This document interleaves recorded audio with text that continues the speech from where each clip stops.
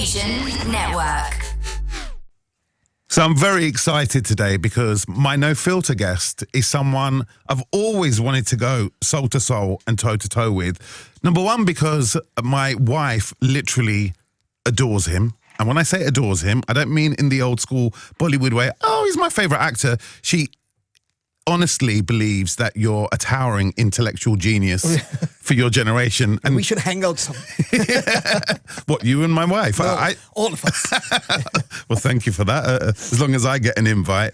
And secondly, just because I think for me, with my relationship with South Asian music worldwide, right, and also my relationship with Bollywood, I've always had to be dragged kicking and screaming to Bollywood. Right. And for me, you were the first open door from your generation where I could just fly straight in and go, this guy's cool, this guy gets it. I feel an affinity with his work. Oh, so thank you so much. I'm really happy. Thank you for coming in today, Farhan. Thank you for having me. So let's talk music. I mean, we're going to talk about your current music, your current incarnation as this singer-songwriter, and also the music that's been threaded throughout your movies. So how is your relationship with music? Because I'm just thinking, with your professional work, from Dil Chahta Hai to Baag Milka Baag, everything else in between, it seems to me that you've always been almost more in love with music than cinema. Yeah, I think I fell in love with music before I fell in love with film, for sure. And had great fantasies about being on stage with a guitar. A lot of it has come true now. I feel so blessed because of it happening. But like just early influences at home, which were like the Beatles were a huge influence. My parents were both big Beatles fans and the music played very often. And as a kid, you could really relate to that music. There was a certain simple quality in the songwriting, at least the early years, you know, that you could relate to. And that's what made me want to play guitar. That's what made me want to sing. And then, of course, when you work in film, song is such a part of the Indian film experience that I got to work with Shankar Ehsaan Loy and many other people going forward. And some of the nicest memories that I have of working on any film is the time spent in the studio with the musicians. So it's been something that's just really, really close to my heart that I've been very passionate about. And all of that, I think, has finally led up to the album Echoes that you hear now. Just quickly want to pick up on the Beatles because you talk about the earlier stuff, which was very simple. And then, like for me, the Beatles via Prince opened up my mind almost to a higher vibration. I'm talking about Sgt. Pepper and the White Album and all that kind of stuff.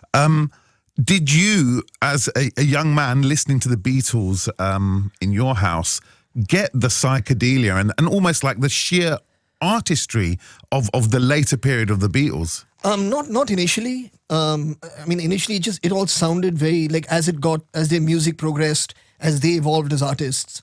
To me, it just sounded more and more exotic, you know, and it sounded like there was psychedelia and all, but as a kid, you don't really know what psychedelia means.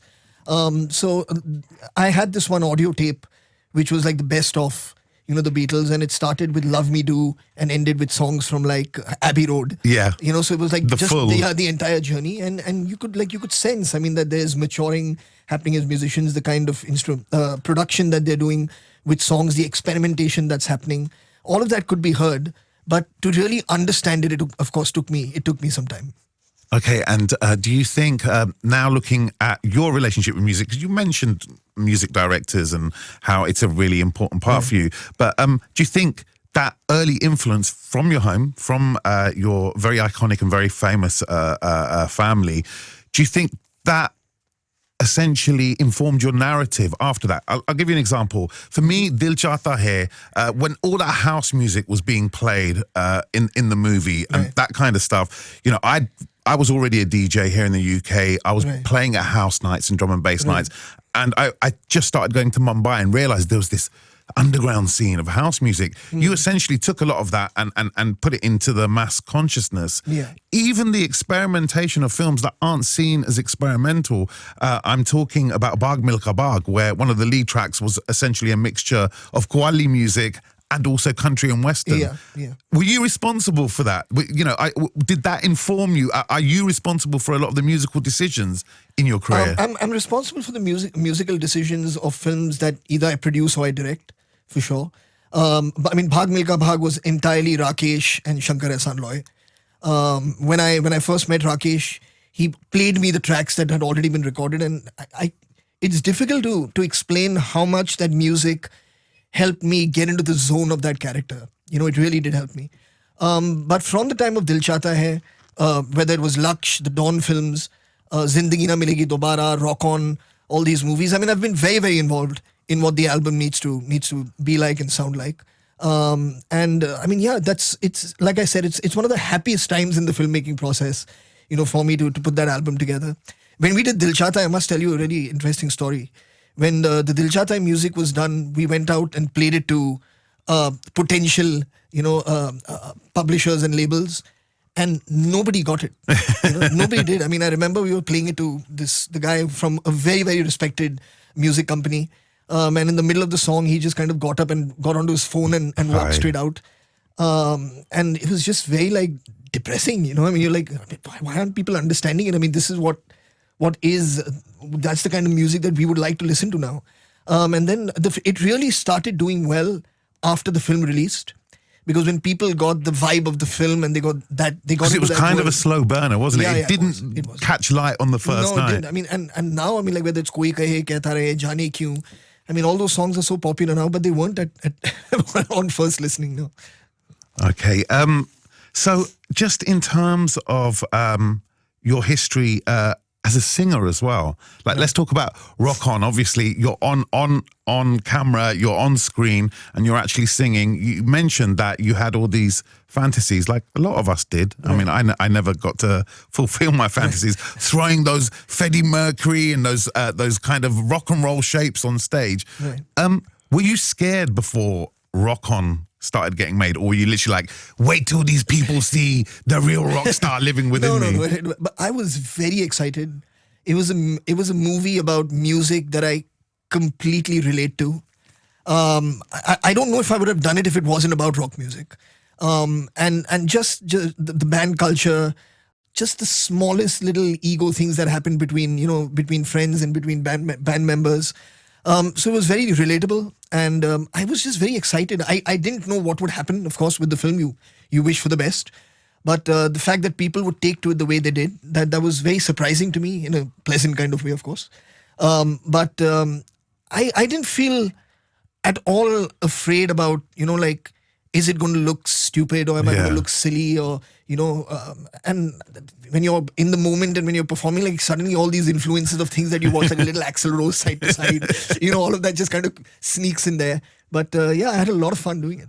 Okay, and tell me about your relationship with your guitar, because, with your new music, it's very guitar heavy. When did you first start learning guitar? Was it around Rock On, or was it before No, that? it was much before. Like I was talking to you about the Beatles time. I mean, like, I wanted to play their music, so that's when I started learning, but it was very specifically just the songs that I wanted to play. And then when I was maybe about 22, 23 is when I started getting serious about wanting to teach myself how to play the guitar, and that's when it happened. Okay, and would you class yourself as a accomplished guitarist? No, not at all. I'm busker level. I'd love to see you busking. Yeah, that's where I am. But it's like when I sit and play, it's easy for me to, like, think of what I want to say while I'm playing the guitar. So just having to constantly work and improve my knowledge of chord structures, like that kind of stuff. That's something that I've done very, very diligently, so that you don't play all songs in just 3 chords, and that can have a lot more feel. I'm a two chord guitar player. Is that you? Yeah, not even 3, just 2. Not played very well. But it's amazing what you can get out of 2 chords, Yeah, that's true. There's many songs that are just 2 chords.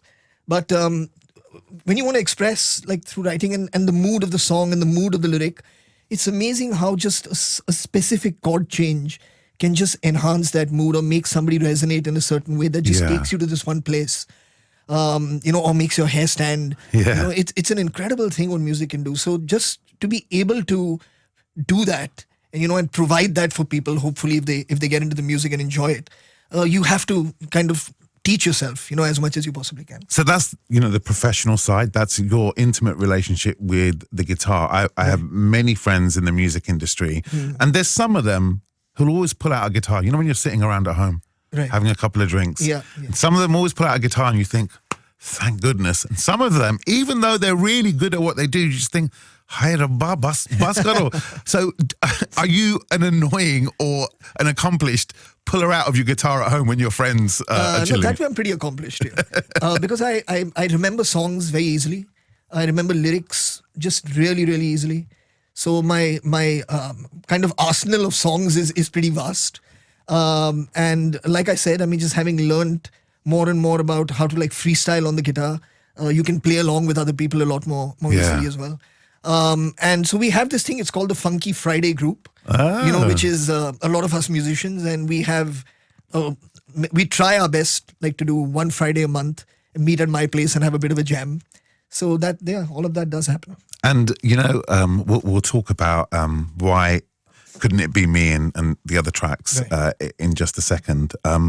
But that's very much in the Western canon, all right? When you jam with your friends, are you jamming modern day independent Indian guitar bands as well? Are you singing in Urdu or Punjabi whilst you're throwing rock riffs? Or is it a Western thing? Well, some Hindi singing does happen. Also, I have a couple of friends who predominantly write and sing independent music in Hindi, like Ankur Tiwari. I think you're familiar with him. Yeah. So he's a part of our Funky Friday group as well. So it's a really nice mix, of all kinds of music. And anyone can come. Just somebody who doesn't sing or doesn't write but plays the flute or plays, just any instrument can come in and join in. And it's always there's a lot of experimentation going on there. We try our best not to do just covers of songs, just kind of get something going. Somebody starts singing a line, add something to it. And it's a lot of fun. So a proper jamming. Yeah. Okay, you were talking about the I think it's a power, almost inherent power, when you get to master an instrument and you get to change people's emotions. And I want to talk about your current work, Rearview Mirror, Seagull, my favorite, Why Couldn't It Be Me? I feel, even though all three songs are quite different, there's a real thread of melancholy running through the three tracks. They're not exactly, you mentioned Axl Rose, they're not exactly fist pumping heavy metal anthems. Do you recognize that with the chords and the songs you've written? There's something, I think, inside of you that has melancholy attached to it. It is. this album is very inward looking, and it is me dealing with very specific emotions that were felt at specific times in the last couple of years. And I just found the best way to deal with all the changes that were going on in my life, with emotional changes, physical changes, of dealing with it by just writing down what I'm feeling. And when I started putting it down to music, the more that I played it to people, somehow it lifted the weight off me more and more. So there was a very cathartic kind of process that was happening, and that really gave me a lot of encouragement to say, let me just go and put it out there. And it's just basic human emotions about letting go of things, forgiving yourself, looking out for each other, finding love. So these things are so universal that, people who are at different points in their life, feeling different things, maybe a song here or a song there could just kind of help them deal with certain things. Is there an element of, and I hope you don't take this the wrong way, is there an element of a mini midlife crisis with this music? And the reason I say that is just because obviously I think your marital status has changed. That's right. You've reached a certain age. We're kind of the same certain age. I find myself, reliving things, wanting, really understanding that life is finite, not infinite. Is there an element of you going, you know what, I still look good, I've still got it, I'm going to get this music out there? Or am I reducing something really quite deep to something quite light? I think you are. I went through my midlife crisis maybe about like 5 or 6 years ago when I decided I should buy myself a sports car. I think that's when it happened. And then I was over it. But the changes that have happened in my life, I think, have given me reason to pause. They've also given me an reason and an opportunity and time and space to think about things that I've done, and sometimes wonder, could I have done them differently going forward? Do I want to approach life the same way? Do I want to like change things within myself? What is it that I'm looking for? Because everyone craves happiness, everyone craves acceptance, but you also have to prepare yourself to be ready for all of it, so that you can also contribute to that and not just keep sucking. Yeah. So it gave me the time to think about all these things, and that reflects in the music. Okay, out of the 3 tracks, Seagull, Rearview Mirror, Why Couldn't It Be Me? Just tell me the one that you connect to the most. I'll tell you straight, it's Why Couldn't It Be Me? And I just think there's a really nice pastoral, folksy, almost for me, as a South Asian person living in England, an English charm about it, But that's my favourite. What about yours? Wow. Or are they your children and you can't exactly. choose? You're asking a parent to choose a child. It's difficult for me to pick a song, but to talk about the song that you like. So Why Couldn't It Be Me was written immediately after there was the Taliban attack on the school in Peshawar. Yeah. And over 200 kids were killed. And somehow, I remember, of course, the world was shocked by it. And there was a tremendous amount of grief, a lot of anger, and just the meaningless act. There's just no meaning to having done anything like this. So I just felt that it would be somehow nice if I could be a part of the healing process for people who were affected directly by it. And then while I was thinking about it, I read a story in a magazine, which was about a young boy whose brother went to school, but he didn't go that day. He just stayed home and pretended to be sick. And his mother fired him and said, why can't you be more like your brother? Yeah. And he stayed home and he was feeling terrible. And he was like, she loves him more. Yeah. And because she's always firing me. And then the brother died. And I just tried to imagine what a strange feeling it must have been for that boy. Yeah. To have almost been there, but not. And that's really what kind of inspired me to write this song. And I feel really happy because a lot of people from Pakistan have written to me after the song released. Really? Yeah. Okay. And kind of spoken about how this song also makes them feel good, and it's helping them deal with it. And that to me was the ambition with the song. And it's nice to see that happens. Beautiful. Lovely to hear about, as you said, the songs are quite inward looking. To me, that's not that inward looking because you were literally influenced by what was going on the outside. Let's talk about something I'm obsessed with at the moment. All right. And that is the Indian hip hop scene. The Indian rap scene, which I covered at length for the BBC over a year ago. Right. And there's a film releasing called Gully Boy starring Bobby Frick. Well, I haven't seen the final edit. I've told my mother and father I'm possibly on screen for about 30 seconds, maybe 20 seconds. We'll see what happens. But let's talk about that because you produced the film alongside your sister, who also directed it. What are your views on the Indian hip hop scene and its ability to affect change? Wow, it is. It's the voice of the street. It's coming out of people who are marginalized. It's coming from people who really are fighting for creative survival. It's coming from people who are angry with the system and how it doesn't really work for them. And it's very, very powerful. Yeah. And I think Zoya's greatest achievement with this film is that she's managed to capture that anger, and present it in this movie.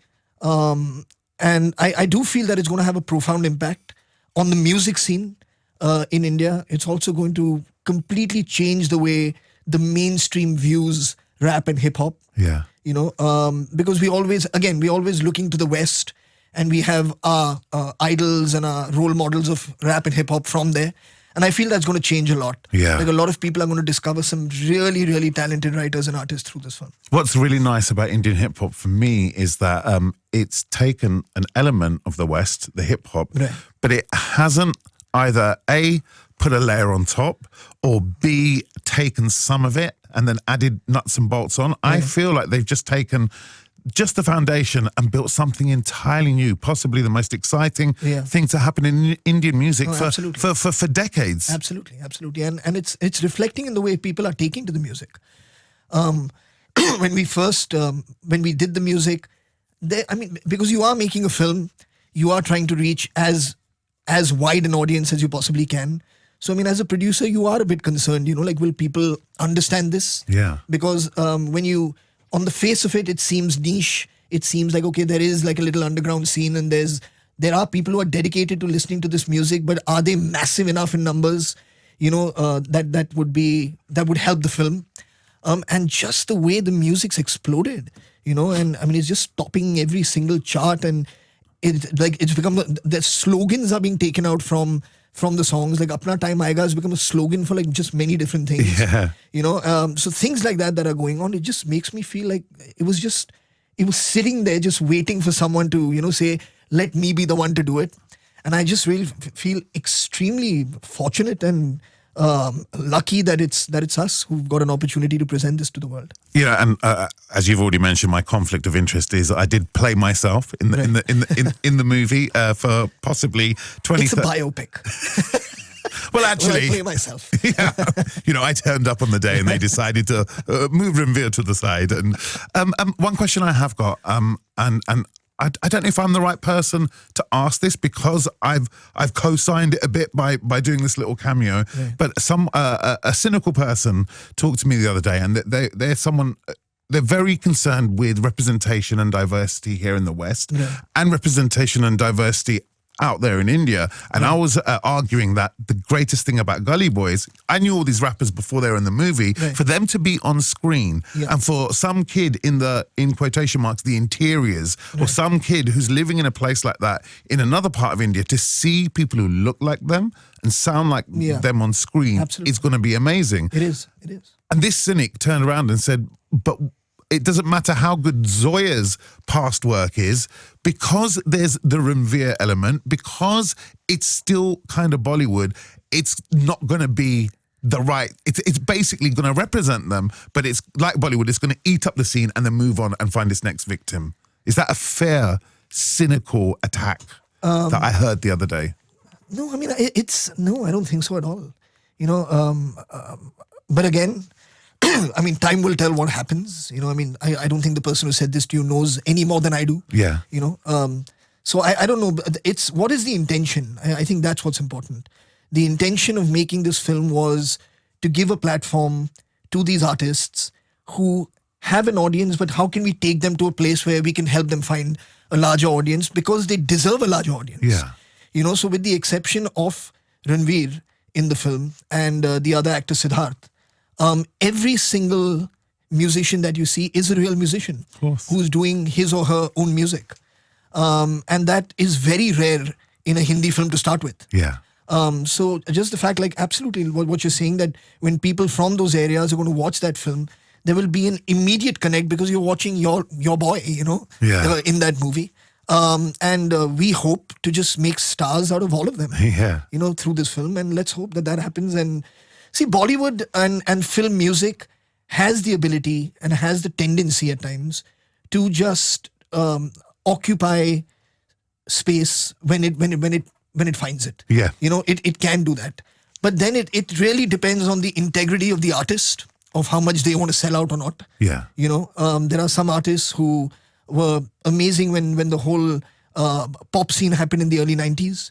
And then they decided, what, I can make more money and I can be more famous if I do film. Yeah. And they went ahead and did it. So the same thing keeps happening with every single, when music evolves, when the tastes of the audiences are changing, Bollywood is very, very good at just accepting everything into its fold. Yeah. But it's up to the artist to decide how true to themselves they want to stay. Yeah. And so the answer, I think, lies there more than what Bollywood can do or what a film will do. Yeah. I mean, how true does the artist want to stay to himself or herself going forward? Well, look, my last word on this is I've been playing the music of Dub Sharma since his Right. first track. Right. I count Ankur Tiwari as a musical friend and, Right. and a brother. Every single one of those Swadesi rappers, the Bombay local rappers Right. who ended up appearing in the movie, I've fanboyed about and played on radio. The Right. fact that yourself and Zoya and the team around you were able to turn around and say, we could get a Nakli rapper, we could get an actor rapper, or we could get a rapper that I know who I've just met on my street. You guys literally picked every single rapper who's got something to say, who's currently working in India, and Oh, put them in the movie. There's close to 50 or 54 artists who've collaborated on this album, and most of them feature in the film. Yeah. So it's really it's been a serious effort, and of course Ankur has kind of led the way in curating it. So full credit to him. But it's just incredible when you watch it now. It just makes it so real and so believable. Okay, I just want to ask a question off the back of that. Yeah. And look, I think we're both accepting that doesn't matter what happens to the movie, whether it's a success or not. Musically, you guys have done the right thing. So with all of this happening, with the hip hop scene and the Indian independent scene, which you're inextricably plugged into, why is mainstream Bollywood music, away from the films that you guys make, all these item numbers, and more importantly, these remakes, why, with all this talent, is actually Bollywood possibly in the worst musical position it's ever been? Yeah, I think you're absolutely right. There seems to be, there's no lack of talent. There just seems to be a lack of idea, and there seems to be a lack of, I think, just will to dig deep. Yeah. I think that's what it is. Is it the businessmen? It's very unfortunate. I mean, because we have such a rich tradition of music in film, and the most important thing, what separates Hindi film music from other music, is its emphasis on lyric. That's really what it was. I mean, when you think back to the golden era of Hindi film songs, you don't remember what instrument was playing at the back. You remember the voice and you remember the words. The poetry. Yeah, it's poetry meets music. So that poetry has kind of vanished somewhere. And I mean, you see glimpses of it now and then, in a film here and a film there. But the level at which the kind of work that should be happening isn't happening. And it is very, very unfortunate. Who's done this? Come on, I want to know whose fault is this? Whose fault is? Is this? No, I think everyone has an equal share of the blame. So be it. No, it's very easy to turn around and say, oh, that's what the audience wants. Or then to say that, oh, the music label won't buy my music unless I give them a remix.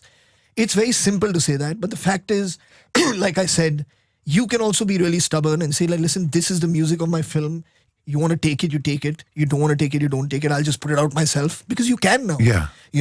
It's you're just so worried about, oh, I'm going to spend so much money on shooting those songs. So let the label give me some money so my my rear end is covered, and all that stuff. So, and that is just kind of slowly but surely just made it all about just buying and selling and buying and selling. And somehow the quality the dialogue on quality, has really suffered. It must pain you, especially with your father being who he Can you is. imagine how much it pains him? You must speak to him sometime. Mr. Javed Akhtar, a legend in our lifetime. And you're famous for some of your dialogues and your screenwriting as well. I think you guys, father and son, need to go in there and smash a few heads together. Yeah, I think you're right. Just some last questions now. Number one thing that really hit me over my last 3 trips to India was essentially the millennial generation in India is almost like the baby boomer generation in the West. So the 60s happened, the Summer of Love happened, because suddenly you had all these young people who'd grown up in the United States and the UK post-war. Right. And society changed. Now, when I look at India and you realize almost half the country are under 30 and 80% of those under 30s are classed as millennials, Right. what do you think they have to offer India, and where are they going to take India? God, I wish I had answers to these questions, Bobby. I mean, the only thing that I like to focus on is to be optimistic that they want the India that they've been born into to be different when they hand it down to the generation after them. Yeah. And it's, I mean, really, I mean, like every single person I know will complain. I'm talking about simple things, whether you complain about corruption, whether you complain about cleanliness, you know, whether you complain about women's safety. So everybody knows what the problems are, you know. It's just this collective will to do something about it is really missing. Even with the millennials? Yeah, I would like to believe not, but the thing is that maybe at this point they don't realize how powerful their voice can be. You know, that's also possible, because you feel, and especially when you're young, you're like, who's going to listen to me? You know, like that feeling does happen. But saying which, I mean, there are a lot of people who have formed very, very vocal groups, you know, across, whether it's social media or on ground as well, to try and facilitate change. So my hope with this younger generation, the below 30, is that they really get involved in creating a society that, of course, first they would function in, but that when they hand down is different from the one that they inherited. I do hope that. Okay, and then my last question is just, it's the most exciting country in the world for me, India. Right. You know, we're talking about these millennials, Gully Boys happening, the movie, the scene, social media, everything's spinning towards something. Right. Then at the same time, and I'm not going too much into politics, at the same time, there's a lot of nationalism, there's a lot of religious identity across the world, you know. Yeah. How does India survive these choppy waters, especially looking at India at the moment, where the most technological things are happening, and sometimes the most base religious identity things are happening as well? How Right. does India survive this incoming storm? Well, I mean, India will survive. I think it's just while it's going through these phases, people will suffer, you know, and it is unfortunate. I mean, the minute you can't want two things at once. You can't want a very religious-based identity for yourself, and at the same time want a society that should be secular and harmonious. Yeah. You know, it's not going to work. So just somehow for all parties, you know, to realize, I mean, the inclusiveness of each other is what makes India so great. I mean, the fact that we have so many different religions, we have so many different traditions, and we have somehow, you know, managed to function, you know, together for all these years. That in itself should be inspiring us to want to do it more, you know, and to better it as opposed to go the other way. So it is very unfortunate. I mean, you know, that it's for the shorter gain, you know, for the smaller good for yourself. Yeah. You know, you're willing to really, really poison the waters. Yeah. And that is going to take a really long time to clean up. And it is dangerous. It is depressing. It's infuriating. But you have to keep calling it out when it happens, you know, because that's the only way it'll stop. So every time you need to speak up, it's important to, don't be afraid. You, as a citizen of the country, as an individual, have the right to speak up. You have the freedom to speak up, and you should use that voice. Farhan Akhtar, thank you so much for speaking honestly without any filter attached whatsoever. Thank you. Thank you very much. Asian Network.